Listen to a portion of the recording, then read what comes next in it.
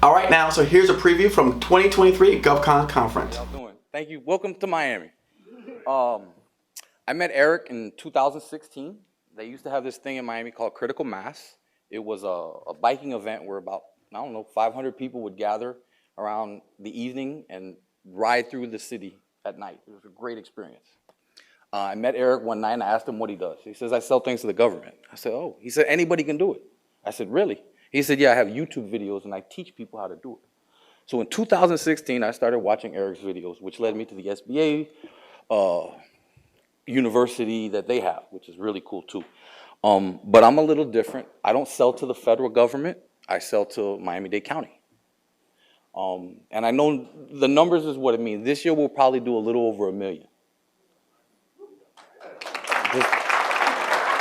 Just throwing it out there. For everybody that's starting, just so you know, I have a GED.